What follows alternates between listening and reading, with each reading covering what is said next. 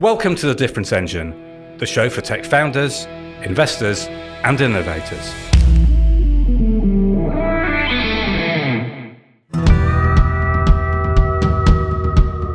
Our very special guest today on The Difference Engine is President and CEO of Jitterbit, Bill Connor.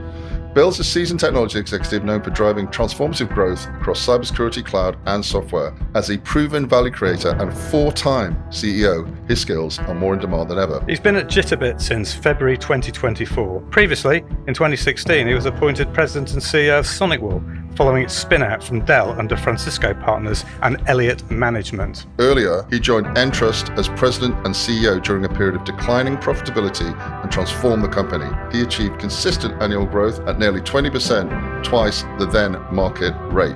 During that time, as well as advising the UK on its atrocious national cybersecurity and putting Entrust tech in every single British digital passport, he orchestrated Entrust's sale to one of the world's top 5 private equity firms, Thoma Bravo. He spent the first 2 decades of his career at Nortel Networks, where we did have the pleasure of working with him, and at AT&T, where he fulfilled roles right across North America. Serving on many company boards, he's also co-chaired the US Department of Homeland Security's Corporate Governance Task Force, has spoken before the UN on cybercrime, and was even named as one of CRN's 25 most influential executives. Bill Connor, welcome to The Difference Engine.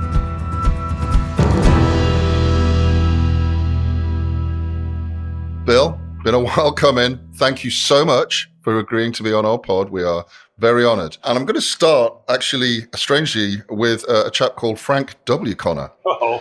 You remember him?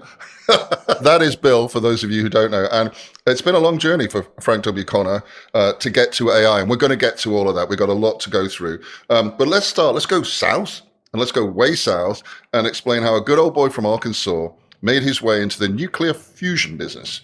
Now, not sure many of us would equate Bill Clinton's home state with the latest state of the art in energy production, so hot it's still being perfected today.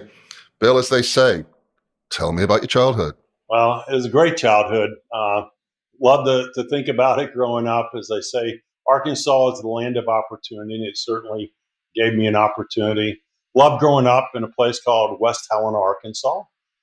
Great family. My mom was a teacher, my father proprietor in retail, brother and a sister. So great school, really terrific school back in those days, and loved sports, had a great sports. Arkansas obviously had good sports in high school and got some notoriety personally and enjoyment out of that and some recognition. Loved math and science, had some of the best math and science teachers, really enjoyed that. That began, my journey, to be honest with you. Got some recognition out of that with a National Youth Science camp, which is the top 2 math and science students in every state get together once a year as seniors. And you still do that, right? You're still involved? Yeah, I'm still involved in that, actually. Just got the alumni award a couple of years ago, actually. And great program that spanned now into all the Americas. And then I also got some recognition for the civic work I did as well. So got teenager recognition kind of over all the South. And somehow that got me recognized by Princeton as someone that should be looking to go there. Of course, there weren't a lot of people from where I grew up, Arkansas, heading to Princeton. And certainly I was not one that could afford it. But fortunately, somehow they found it in their way to get me in and some scholarship money and some alumni help. And then I worked 20 hours a week when I was there and as a teamster in the summers to put me through. So it was a great place to be in and grow up. And it was a great place to leave and go to the East Coast to begin my new journey. So you ended up at Princeton, at the Ivy League, studying nuclear fusion. So just talk us through the sudden desire to do nuclear fusion. Well, I in high school, I just found it fascinating. I thought it was kind of the leading edge of where energy would go to because of the ability of it to create unique energy without residuals. And of course, Princeton had the tokamak reactor. And so I went there, but it was a short journey. Is there going to be a famous Connor pivot coming up here? Oh, boy, that was my first quick pivot, man. I did not have the math and science to keep up with those guys. And I mean, it's just, there is math and science, and then there's math, science, and physics. And that certainly that plasma research facility, you quickly realize that was too big a pivot for me and my skills. So I did make a different pivot though to an undergrad renewable energy. So I ended up running the renewables energy lab and doing a lot of consulting that helped pay my way, and do a lot of consulting in alternative energy with solar and biogas. Ahead of the curve as usual. Yeah. It's nothing like doing experiments all night with a box of sludge with beer underneath it. There you go. So all of this, of course, is before we get you as the category-defining tech leader that you are today. But you did make your way, you finagled your way to AT&T, where there's another twist in the journey of our serial CEO here. And oddly, this was where your humble upbringing gave you a competitive advantage. And we're talking about interfacing with unions in manufacturing. And it's hard to remember that once upon a time, because we're all in tech, unions were really influential in tech because stuff had to be made. You dealt with some pretty interesting characters. I think you called one of them Charlie Bryan, Charlie Big Big. How could that possibly be so? What did all this dealing with unions and negotiation with these types of stakeholders sort of teach you and maybe teach your audience? Well, what's interesting, I went from Princeton, I got selected to be on something called a management development program. They had, for kind of top talent of MBA schools, there were two of us from undergrad schools that were actually engineering students. The rest were MBAs. And it was a high risk, high reward program. They started you with, very good managerial roles but every year you had a project, you were in a role, and, a third of you would be let go every year. But it was a really fundamental to my growth. I mean, AT&T, fortunately, I was competitive enough to be able to do multiple assignments, but I started out in headquarters doing long-range planning, then went to Chicago to do implementation of the technology. And both those assignments were on digital and data. That was my first pivot at AT&T, trying to take them away from voice and away from analog. And so we planned the first fibers, we planned the first digital radios, and we put them in. And then I got to go run a service group for the largest 24 accounts that AT&T had to put in their first private data networks, and then take on the FCC and a bunch. But along that journey, I worked for Crazy Joe Naccio, and I was running an $8.6 billion income statement at probably about 32.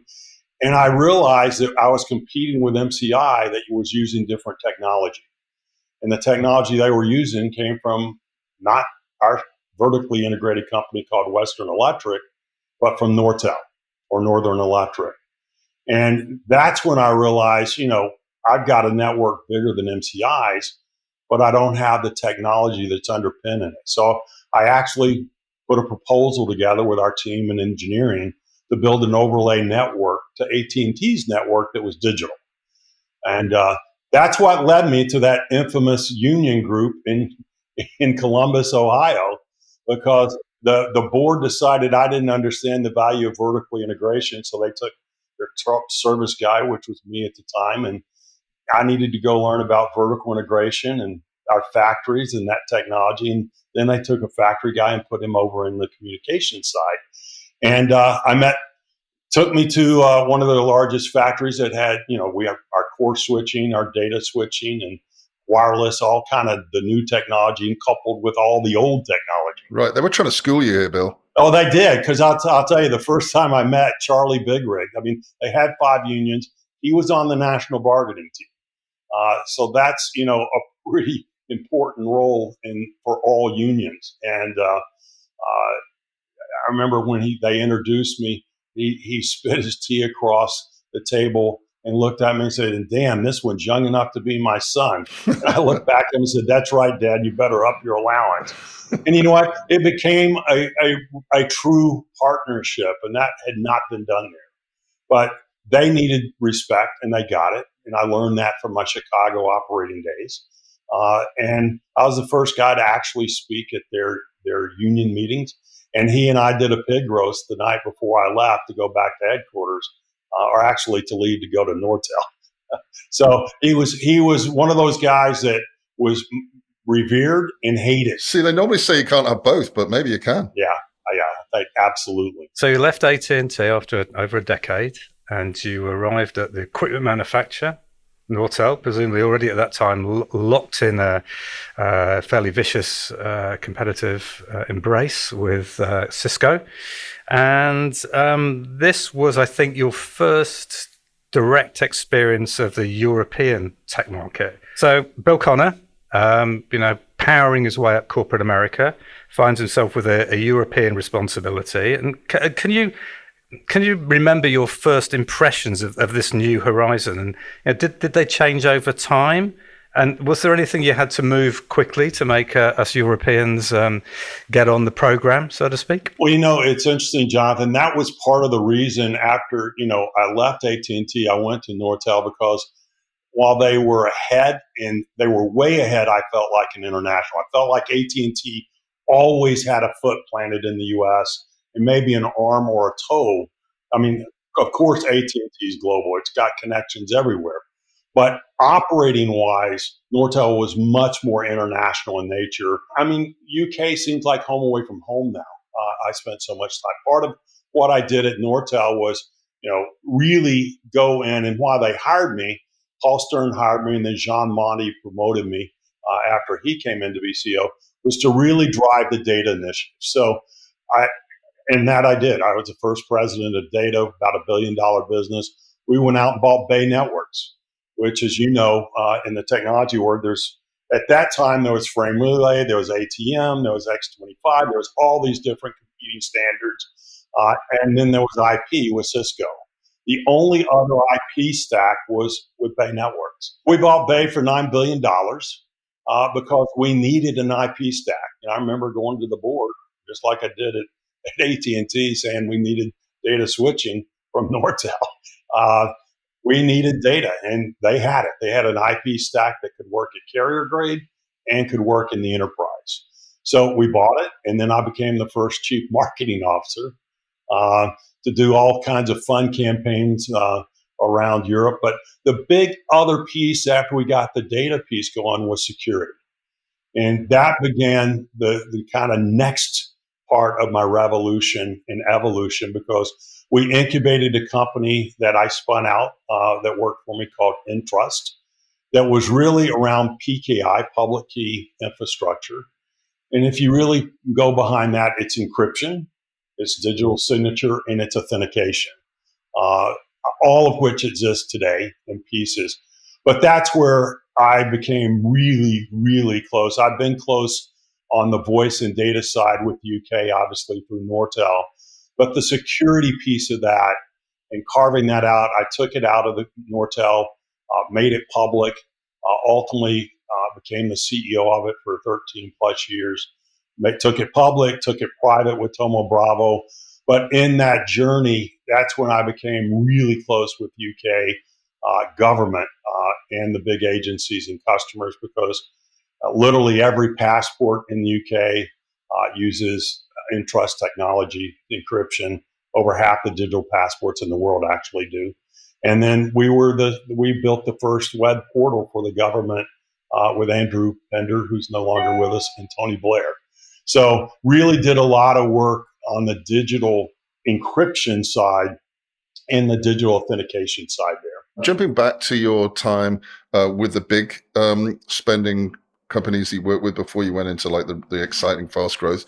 So don't you have a distinction in terms of your marketing roles about Super Bowl ad slots? I mean, T-Mobile and Amazon now pay like $7 million a slot, but you had something way before them, right? That was part of when I mentioned I was running the outbound services at AT&T, that $8 billion income statement, and MCI was running ads and meters against us, showing how much cheaper they were running. And, at that time we were FCC controlled. So I took them on and promotions and won some battles in Washington against them. And I, of course, being a little bit of a smart ass or smart person, wanted to do some marketing around it. So I got a great agency, and we ran counter meters. I did it with a 57 Corvette, and we were going to put it on the Super Bowl, and it went all the way up to the board, and the board said, "Oh no, you can't do it." I said, "Well, you're going to pay $1 million, and that's not the production; that's the cost for the ad." And By the way, on Super Bowls, you got to put them in the can, they say, on Friday so it runs on Sunday. So you got to make a decision in the next hour. And by the way, I don't have any other ads to run that are quality to go on the Super Bowl. So, So do it. lo and behold, it went on. And what was the funniest story out of that one, Paul, was because it was a Corvette with someone sitting in it using a wireless phone. AT&T Bell Labs had the patent on wireless, but we had never put it to use. And so out of that, the biggest interest was in wireless service. Not even my service, but we quickly turned that one on too. So anyway, yeah, long story short from Super Bowl ads.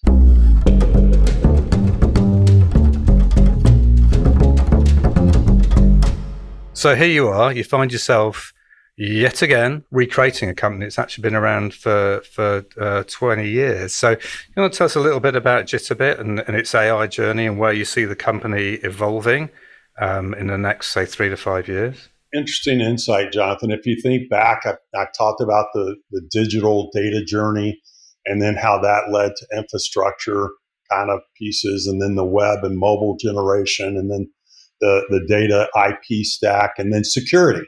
I was in security for 30 years. Well, after I came out of SonicWall in the last one, I had the year sabbatical, and I looked at what next was big. It's kind of like every once in a while you get to look over the sunset and kind of ponder what's the next big wave coming. Now you got to pick the right one as a surfer, but as I saw it, like I looked, and just based on my own history, security is never going to go away. And low code has done an incredible amount of making coding simpler and more democratic. So fewer skills are required to do it, but you still have to have skill, because this is an industry that is completely skill restrained globally, everywhere. And that's the big promise of AI, right? And just like we learned with internet, it starts with platform. And as I looked around and saw what NVIDIA was doing in the chip space, breaking Moore's law, and the comp speed, energy, cost, and performance, and doing it not just with hardware but with an operating system, it reminded me of the internet days and the mobile days as those started forming. And of course, I've been around machine learning for a while, which is kind of the father of AI, right? It's because machine learning is learning from data and trying to build models. Well, that's really what AI is. It's just using voice processing and more power and more compute. So when I looked at that, I saw a confluence of security, AI, and low code coming together to build kind of the next government transition from sovereignty, as well as capability around GDP, as well as business transformation. And it's kind of been interesting because 18 months ago, Paul, we got to start this journey yet again. We did. You didn't believe me at the time. I was like, where's Bill going with this? Yeah, well, one of my great advisors out of the University of Pisa said the same thing, that, is a black belt, obviously, in security and was in AI. It's like, Bill, I hear you usually have a point of view, but I don't see it yet. It took about 6 months, but here we are, right? Now you see Informatica and Salesforce coming together, and the promise of AI is here and growing, as you can see, in infrastructure first. Next will be applications and software, and agentic AI is all about that. But now, good UK has always been at the forefront in privacy and security, at least in thought and action, whereas the US is more the wild, wild west. The UK is more measured. Yeah, so we're early on, right? I mean, like we see the low code and vibe coding and all of this stuff coming out, offering some proven, some not proven technologies, right, yet to be proven. Where do you see, how would you map out the future for companies that are, storied and proven, like Jitterbit, in this market? Like give us like a vision 3 to 5 years out. It's real. Let's start with that. So a lot of, there's this big debate. Do you jump on it? Because a lot of the people that jumped early had, to use the energy analogy, dry holes, right? I mean, if you look at what Gartner said last year, about 85% of those projects failed. And they failed. I mean, we're all technologists, at least on this call. I mean, they failed because they were a silver bullet. they were a technology looking for a project or a project looking for a technology, as opposed to a solution to a business or opportunity to solve a business. And that's why at Jitterbit, what we did was, when I came, was take the focus of how do I evolve it, meaning put AI with low code and security, so you can travel at your own pace and you can go back and forth. So now, whether you're a line of business or your ISIT, you've got the platform underneath it that brings all the security, governance, scalability, trustworthiness underneath. But on top, you can use low code or you can use AI. So you don't have to be a coder. If you need it, you can go back and forth. And now you don't have to have all those resources. I mean, today, if you're a business person, it's interesting. IDC thinks there's going to be 500 million apps developed in the next 2 years. The average enterprise today has 1,000 apps and only 28% of them are integrated. And those apps are going to be web apps, they're going to be mobile apps, they're going to be what I call system apps. Customers are getting tired of going to the big monolithic, big bundles because it's costing a lot of money. It's costing a lot of money. And they don't want to be tied up just with one vendor. So I think that there's a world for the Jitterbits that are kind of leading this next generation that can put all that together, from the applications to the integrations to the exposures through APIM, using AI and low code, and it's transparent and it evolves with you. You've led both public and private businesses, and you've taken public businesses private and then you've sold them on again. What's your view on the impact that a public listing has on a company's ability to innovate or even pivot? Should companies actively seek different ownership at different stages of their growth? Should that be a strategy rather than a reaction to what's going on? Yeah, I think you're seeing it more as a strategy now for the smart ones.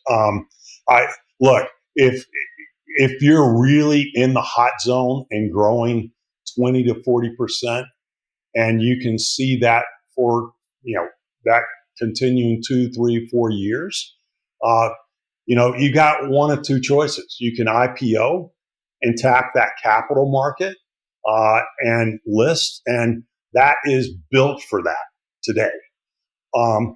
But increasingly, you see also people staying private a little bit longer because they believe that even though they're growing at that speed, they want to incubate it longer to get it bigger, so it's got battle strength, and you can do M&A if you need to, or pivot, because the market still pivots. So I think you've got to really decide on that fork if you're in that kind of growth rate, especially if you're tech, whether you're already in the space like NVIDIA, where you can do it, or others, or you need to stay private a little bit longer to get that battle strength and warrior strength, because you want to do some M&A and you don't want to get confused with it. I think private equity also plays a very big role, not just in that other piece with keeping you a little bit longer. You got to have deep pockets and cash to do that. But it also serves for those that need to either get out of the market or go retune themselves. That's what PE is great for, because you can kind of bring that ship back into the harbor, because that is not what you want to do in public. I've tried that, and I tried that with Entrust, right? We were making the pivot and we were public, and half the business is government, so it's already lumpy. Great technology, great growth, but it just, the public markets don't want to deal with change. So we brought it back into the harbor with Tomo Bravo, and rebuilt it for 5.5 years. And guess what? It didn't go back public. It got sold to Datacom, which is now called Entrust, big European owner actually. But that it served its purpose to rebuild and reload and restructure it. And of course, on top of all of this business architecture and funding stuff, what's really interesting about you, Bill, is the technology savvy, right? So you're a technology innovator. There's no question about it. If I think about what you've told us, the IP stack you needed to go and find early on, you need to persuade the board to go after that. The move to figure out that PKI was important. There was another technology insight which drove a market motion to go go after that. And of course, you talked about AI and machine learning now at your current berth at Jitterbit. But your track record says that, you look to these new categories and you see pretty early the promise. What is it about your approach, the way that you view tech, that enables you to do this? We have a lot of people listening to our pod who are interested in building categories. How can tomorrow's category designers spot these defensible opportunities with moats faster than the rest of the field? What do they need to do? Easiest analogy I've got is kind of like surfing. I guess I'm on the water analogies these days, Right. at least for this hour. But I talked about looking over the sunset. Right, if you're a surfer, you're out there, and they're always looking for that perfect wave, right? Right. And you can tell the good surfers and bad ones by the ones that know how to pick the wave. And there are a lot of waves that come in, but not all of them are the good ones. And so part of that is experience, right? Because the more you do it, the more you get to see it. But I also think you've got to just have a wide angle perspective. And I do believe having, looking at wider views than the swim lane you're in or the lane on the track that you're running in, you got to look at all 9 lanes. Because at least in technology, it's a lot of specialty. But discontinuity comes when one hits another. Think of the wave theory again. The biggest disruptions when, that wake of the boat gets bisected by another one, it amplifies that wave even bigger. So I've had some good ones, I've had some bad ones, but clearly more right than wrong as a track record. And I think it's, you got to be open-minded. You got to be willing to look. You got to trust your instincts, but then you got to have the depth to go really deep to try to understand the why. I love that. Yeah, so it's like breadth of vision, but also the ability to go deep. I mean, it's not it's clearly not an easy skill to master. Well, we're talking about why and the who and the what. I mean, thinking about your career more recently with these leading firms in cybersecurity like Entrust and SonicWall, technology is taking you around the table with the very highest echelons of Western societies. And what I mean by that, listeners, is, Bill's been around the table with the Joint Chiefs of Staff, the UK's National Cybersecurity Centre, GCHQ, and several others in the international intelligence community. And I think Bill Legendary told NATO a decade ago that the next battlefront will be cyber. So I think the thing here is, as software eats the world, Bill, is there a clear line between those who lead our societies and those who lead in tech? And are those two areas converging, and who should be scanning the horizon? From my upbringing, I believe in public-private. I was fortunate out of that National Youth Science Camp. The governor of Arkansas was a Rockefeller. The governor of West Virginia, where the National Youth Science Camp was a Rockefeller, was Jay Rockefeller, who ultimately then became Senator Rockefeller. So he and I used to host the National Youth Science Camp every summer on the Hill. So, what did I do? I helped him, right? I helped him with science camp because I cared about it. I cared about the kids in science. And that became a relationship that, he and I wrote the FCC stuff in his office that's now in place in the SEC and in our laws. After 9/11 and, that night Bush spoke to the joint sessions, I was briefing joint sessions the next morning on cyber and the implications of that. And you mentioned NATO, and that was pre 9/11. I was on the Joint Forces Advisory Board here in the U.S. And as a private citizen with expertise in data and digital and security, which is why I was there. And I was younger, and certainly a lot of those generals, I can tell you, did not exactly like me, and that was fine. I wasn't there to be liked. I was there for a cause and for a reason, and that's why I did the joint work for the Homeland Security on public-private partnership on cybersecurity. I believe you got to get back, and that's why I did so much work with Tony Blair and Andrew Pender in the UK, because governments need to take this stuff seriously, because it does have national impact for the businesses and the government and the citizens at the end of the day. That has definitely been a feature. I mean, you've even talked to the Vatican at various points, which for most people would be a fantastic thing. I mean, this has clearly proved important for you personally and for your business. And are there some sort of hints you can give the younger generation who are coming up and trying to understand how to influence the world and help make the world work, and why it's important to give your time, why it's important to give your expertise? I think it's a personal choice, Jonathan. I grew up in a poor home. It wasn't poor. I mean, it wasn't poor, but it was poor relatively. And people helped along the way. I didn't get here without so many mentors, financially, mentally, professionally, and I talked about Senator Rock. I mean, I've got so many people. Andrew Pender, who was your e-envoy, that was trying to bring digital to the UK before digital was even cool. So to me, it was just something that's been about it. So what I would tell the people listening that are younger, you all have some passions. And I'm not talking about the ones just for you. What are you passionate about in the society you live in? And if you can find a way to connect what you do, and I don't care if it's tech or non-tech, honestly, because we all bring some kind of value to this world, it's a lot of fun to get more scale and leverage out of it and meet other people that have similar passions.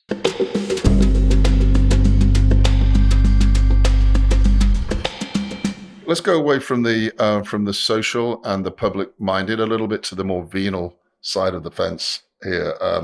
We're looking over here in Europe. We're aghast at how much, frankly, American companies are giving to people to sign up.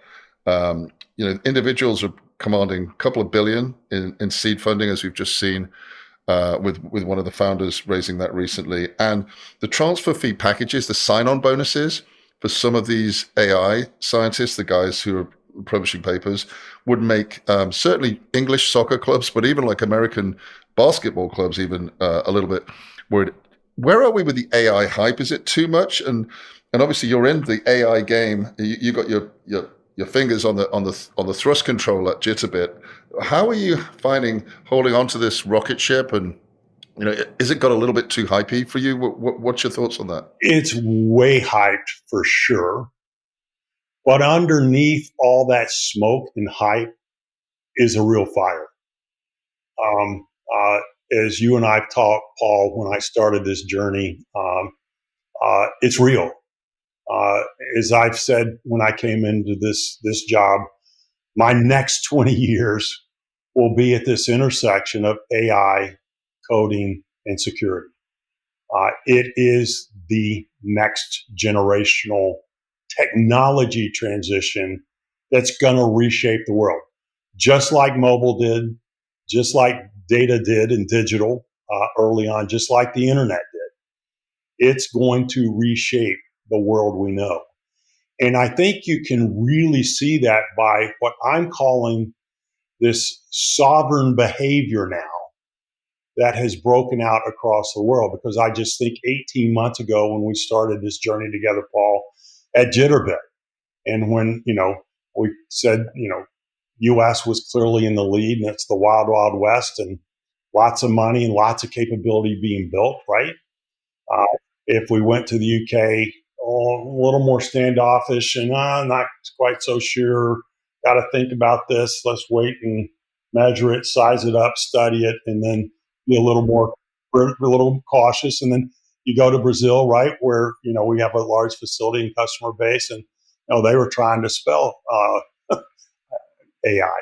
So to, this last round now, and you see even with all the global leaders, it's a AI sovereign race from the Middle East to China to the UK to the US. It is now, and it's interesting. One of the ex Federal Reserve individuals that's now at an investment bank and I were having a discussion. And it's kind of interesting because he put it in perspective. If you look at all of our GDPs, they're all down, right? The economy globally is not in a good space. And he said, if you look around, there are a lot of things you can't control right now. Wars, um, politics in some cases, in a lot of cases. There's just a lot of things impacting businesses and governments that you can't influence. And so if you're a government and you're going to bet on how to get GDP up, and if your business is going to bet on how do I get my costs down and business up, enter AI. And so while I think the hype is there, I think there's a deep held belief, and I think you're now seeing coming out of that hype, the real fire underneath, that the transforming infrastructure of AI, the chips, the processing, the energy supply, the tools, the LLMs, the RAG, all, it's kind of like quality in the early days, right? People are getting the lexicon. They're starting to see how it can transform. And if you look around, what else is going to transform you? I would offer that's the leading engine in the train. What's it going to do? It's going to pull energy. Back to our earlier discussion on nuclear. Yeah, right. Nuclear is back. Why is nuclear back? Because you know why? I mean, I did my undergrad around solar. Yeah, solar's a topping system. It's not variable. It can't scale in the same way that gas, coal, or nuclear can.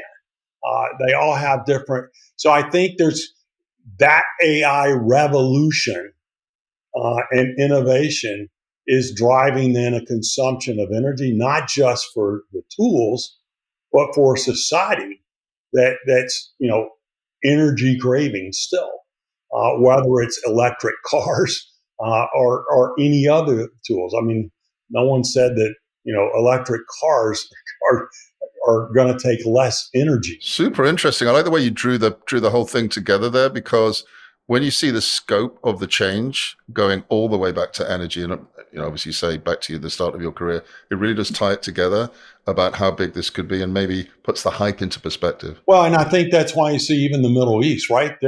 They've got an energy dependent society.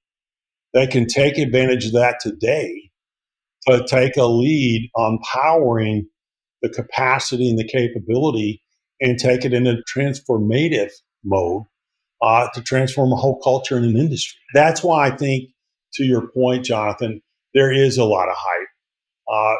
But I can tell you it is overhyped. But if you pull back the PowerPoints, you pull back the BS, there is a fundamental truth underneath those that is a very strong, compelling assumption that is, I think, going to be revolutionary for the next 20 years. As we embrace that, it's going to be like cyber, right? Everybody was like, oh, cyber's great, but then it was cybersecurity. Then it was cyber arms race. Paul and I talk, when we're not on podcasts like this, but when we're over a glass of wine or together, we talk about what is an AI race. And we're kind of in that now. But in that AI race, we got to remember the security. It's going to be good and bad. So you got to be prepared. And that's what I think we're trying to do at Jitterbit, is make sure you understand the privacy, security, and build in those checks and balances along the way.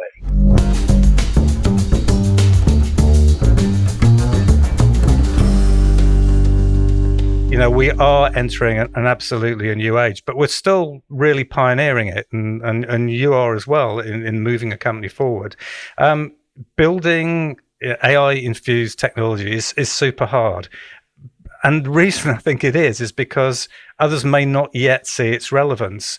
But you're leading a whole team, and you've got a development team, you've got a sales team, and you've got the customers to convince. How do you lead under these circumstances? Well, you lead with it being part of the business and the culture and the change, right? So it's a really important question, Jonathan. We talked about it earlier, Paul. 85% failing. Let's give benefit of doubt. Maybe it's 50% right now. Our whole framework that my CTO and I took when I came in was, how do I evolve and revolutionize at the same time? So we have a low code platform, as I kind of mentioned. It does integrations, it does APIM, it does EDI, and it builds apps, mobile web and system apps. What we decided to do was infuse AI into that low code platform. What do I mean by infuse? Today, instead of just coding, we're now giving you a UI UX that is AI, because at its technical underpinning, AI is a voice or prompt that instead of code. So it's still coding behind it. But so what we chose to do for our customers is infuse the AI into the products with how the customers use it today. So that same UI, UX, and that's important because AI is a non-deterministic system. And if I infuse it into the existing products, UI, UX, and use cases, guess what? I'm now applying UI and AI at the lowest level of the data and use case. That means it's got more accountability and less hallucinations. Really, really, really important. No one in our space is doing that. What it means for the user, though, is now they can code in low code or they can use AI interchangeably. It's just a click, go back and forth. Now, if you're a line of business, what's been most interesting about building applications with it is, you still needed 90 days of training and probably 90 days to code an application. It could be less, it could be more.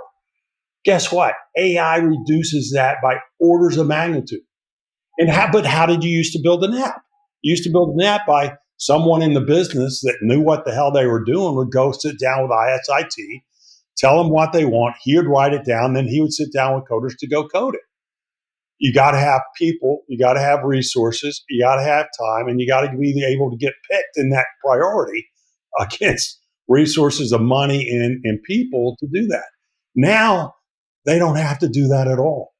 What we found in all the betas working with our customers is, because you can do it as a novice or an expert in our system, that most of those people were truly experts. That's why they were telling others what to go code. And instead of telling the person, they're just typing it in a prompt or saying it in natural language to the AI, and it's coding it for them. And now they can build a prototype. And guess what? Because it records all that stuff, IS and IT can look at it and go, oh, I've got all the security, the privacy, it's time-stamped, it's digitally signed. So all the documentation, all the stuff that used to be a burden, it bridges the world. So that's the difference that we're approaching it. And then we're trying to take, because I'm from Arkansas and we were cobblers kids, we're trying to use that technology in. So, we just were in London announcing our agentic technology about a month and a half ago, I think, Paul, keep me honest. And, we were putting those agents in our company to do for us what they're going to do, that we're now putting on our marketplace to do to others or for others. So it's really how you think through the disruption and the enablement. What's so cool about that, it doesn't change what they do today, it just changes how they can do it. So you can go at your own speed. If you want to go faster, lean in, go. And by the way, if you get stuck, you can go back to what you were doing before, and get around it. So I think it's really, to the tech people listening to this, think through how you introduce it. On the business side, if you're pondering AI, think of what AI is going to do for you. What do you want it to do for you? Think through that, because that's why projects are failing. If you think of it as just an LLM and a efficiency to cut resource out, that's what business outcomes do you think it can help you solve? Is it a resource issue? Is it a speed issue? Is it a money issue? Is it a process issue? That's how we tend to apply it. And I think that's true at Jitterbit. I think it's true with our customers and partners. And I think it's true for anyone that's wanting to look at this disruptive technology or enablement, you got to think through it before you just throw it out. You mentioned earlier on that you haven't done everything right in your career. There's been the odd failure. Looking back, is there anything that sort of stands out to you that you might have done differently in your tech journey so far? There's always a beta in your video repertoire, right? That, VHS took it over. Beta was better technology, but didn't make it, right?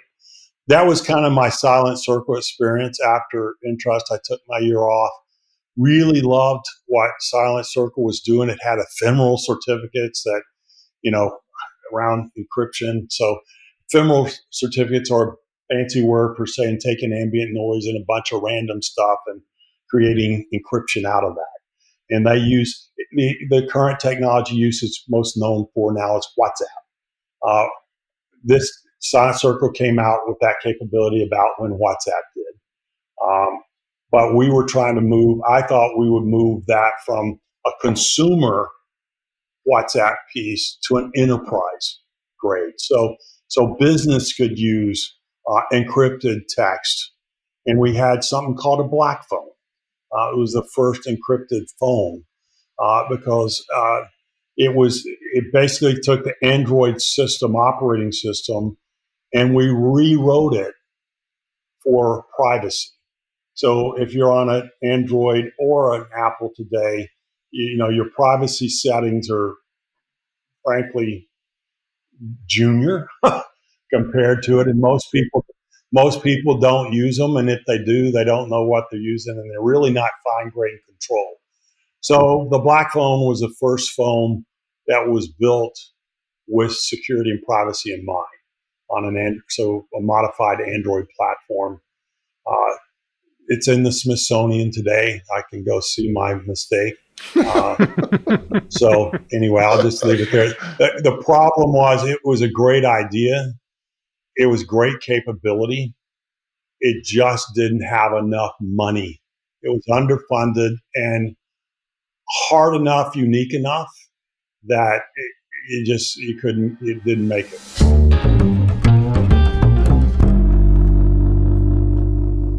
What does the future hold?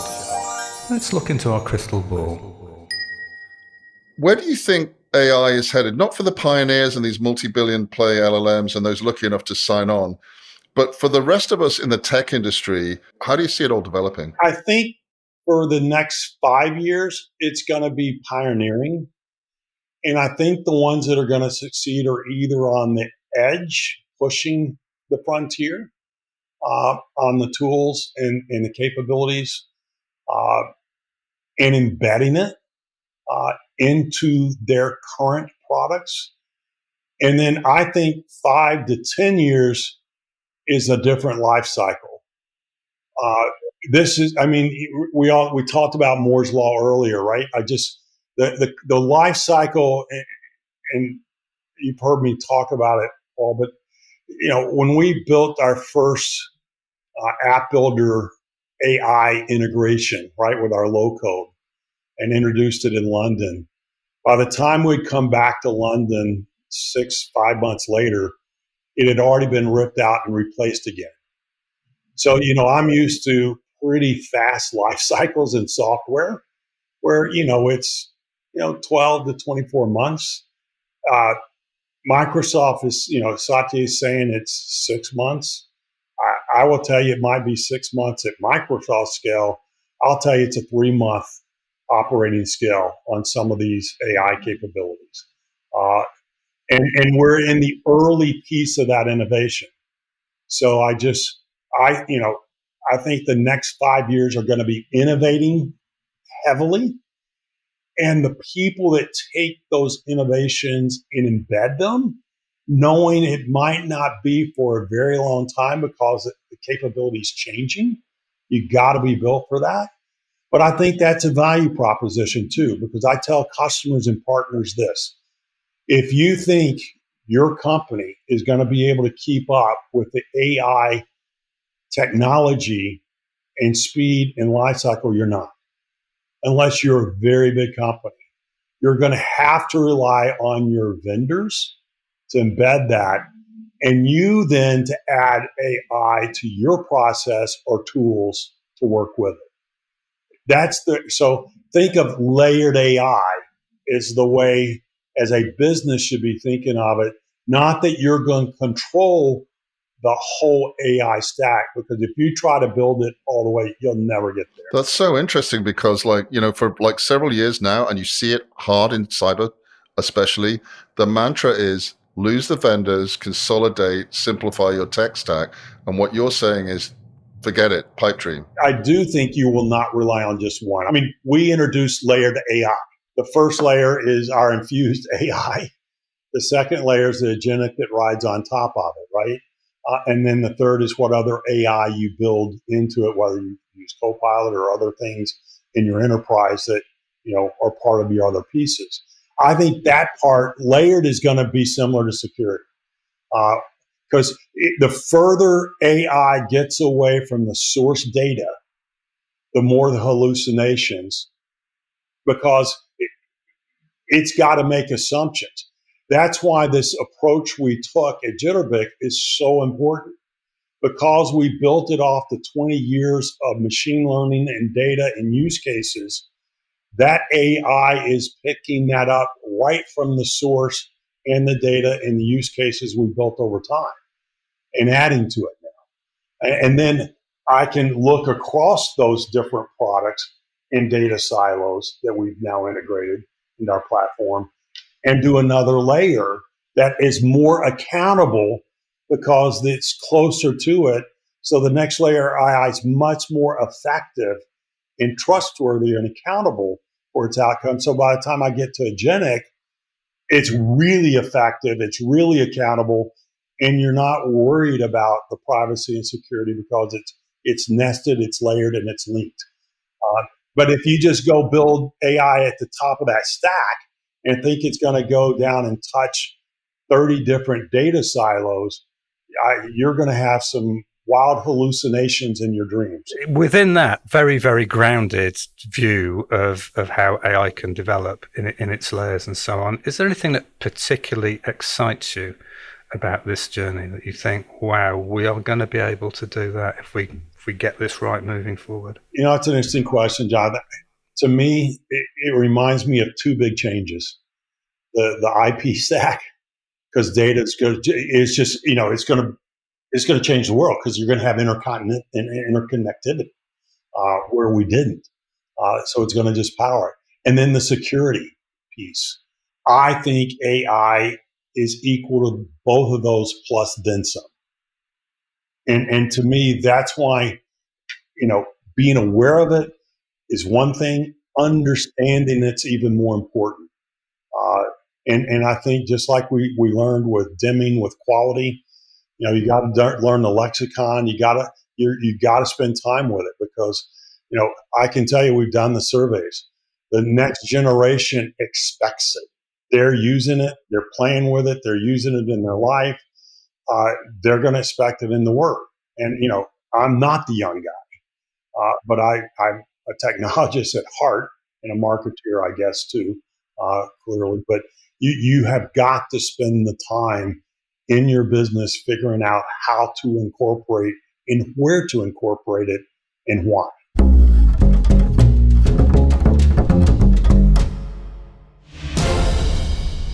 You know what? This really grinds my gears.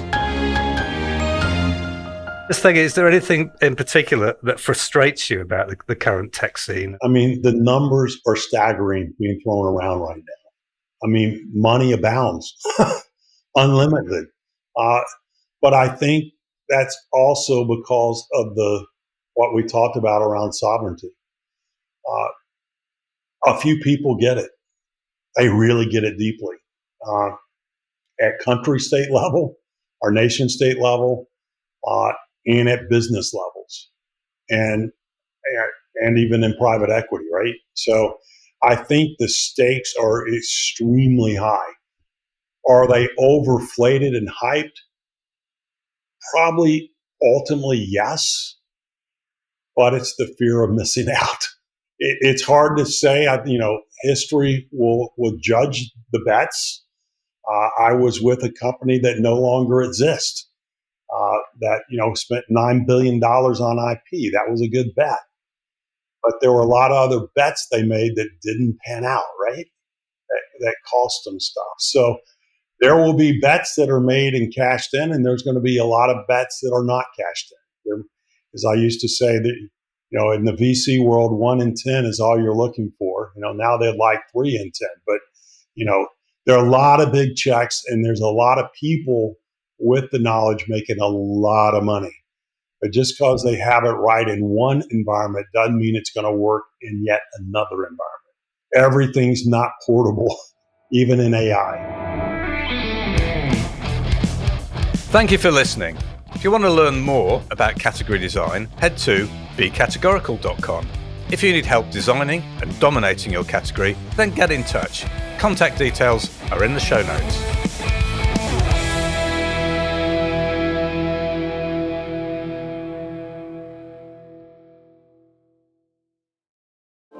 Think there are too many lookalike tech companies chasing the same markets?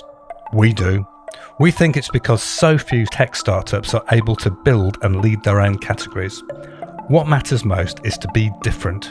Stop following and start building your own unassailable leadership position today. Working with the category design gurus at Categorical brings decades of differentiation expertise to your team. Book a consultation from our website today, and we will send you our one-pager detailing how to start designing your own highly differentiated category.